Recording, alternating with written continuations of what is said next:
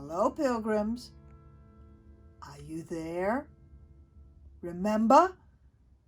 This was part 2, and you had some homework assignment that you're supposed to do.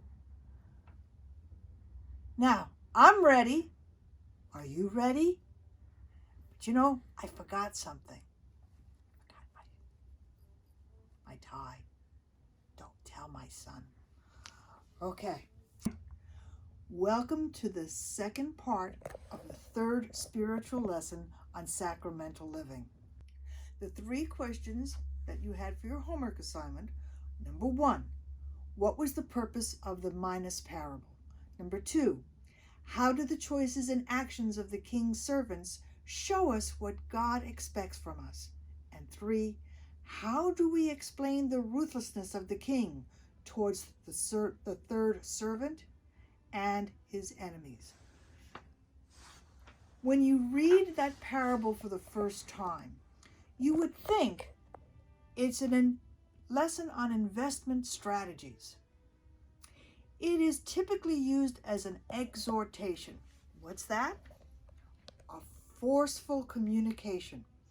It was urging Jesus' disciples to share their gifts with their neighbors. What were those gifts? It's usually translated as abilities or personal wealth. That was the part that was emphasized. What was generally overlooked was the risk involved in such bartering activity. How does one make money when you're bartering?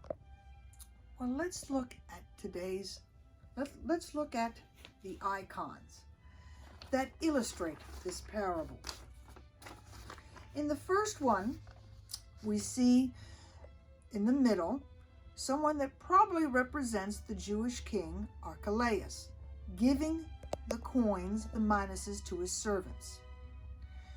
To his right, you see a real big guy, probably representing Augustus Caesar, since he's the one who bestowed the kingship to him. Now, if you notice the expressions on the servants, they look a little worried because this is a big responsibility that they have. Now let's examine the 3 servants that are talked about in the parable. One of them makes his profit through foreign exchange. You see a picture of him exchanging temple money for local currency. The other one, he makes his profit through a commodities exchange. He trades the minuses for some of the wheat and then probably resells it for some more money. And the third servant, unfortunately, plays it safe. And he just buries it. If you look at this icon, none of the characters have any halos. So there are no saints in this scene. So how can we translate that into modern day economics? Well, I found an example. In 2006, a man named Kyle McDonald, who is Canadian, bartered 1 red paper clip all the way to a 2-story house. And he did it in about a year in 14 trades. Take a moment and see how he did it. Go to the website. It involves some risk, just like the king's servants. He could have traded for something that no one else wanted. There was a danger of loss. But in the case of the parable, the servants were rewarded for their success, their faithfulness, and their loyalty. God expects us to use our talents for good purposes, no matter the context, no matter if you're dealing with a subordinate, an equal, or a superior. Now that answers the first and second questions. This process of incorporating God's teachings in our daily activities is a challenge. Reverend Michael Haldas wrote a book about doing so. It's called Sacramental Living, understanding Christianity as a way of life. That is one of the reasons why I'm doing these videos. I want to show you how you can incorporate sacramental living in your daily activities. Now let's get to the third question. How do we explain the king's ruthlessness? Well, God gives us certain abilities and resources. And you know the old saying? If you don't use it, you lose it. And that's what happened to that third servant. Well, he kept it secure and he returned everything to the king. He didn't use it very wisely. And so it was taken away and given to someone who knew how to use it. What about the carnage of the king's enemies? Why he wanted to have them destroyed? I'm not saying that that is the recommended course of action in this parable. In fact, St. James warns us in his letter, chapter 1, verse 20. I'm not suggesting that that is the recommended course of action. In fact, St. James warns us in his letter, chapter 1, verse 20, quote, "For the wrath of man does not produce the righteousness of God," end quote. But you know, we're flawed human beings, and we often choose the brutal, unforgiving alternative.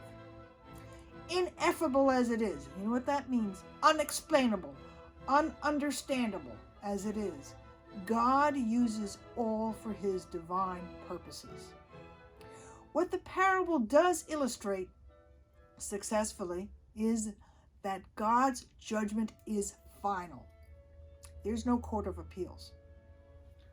One day, you're going to have to face him. And he'll judge you. And those who hated and rejected God will be punished.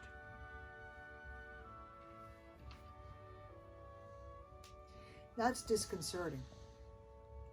But think about it. Think about how much good you can do today for others. And think how you can reap those benefits for yourself and for others. You know, you only have a limited amount of time to love your God with all your heart, your soul, and your mind, and to love your neighbors as yourself. Use your time wisely. Now for the bonus question. Who am I imitating? There was a famous actor in the mid-20th century that starred in roles featuring gangsters. His name was George Raft, and he was very famous and very popular, and he made a lot of money, but he lived very high in Hollywood and squandered most of it. In his old age, a reporter asked him once, what did he spend all his money on? His reply, part of the loot went for gambling, part for horses, and part for women. The rest, I spent foolishly. Don't let that be your epitaph. Use your abilities wisely and don't waste your time. May the peace of the Lord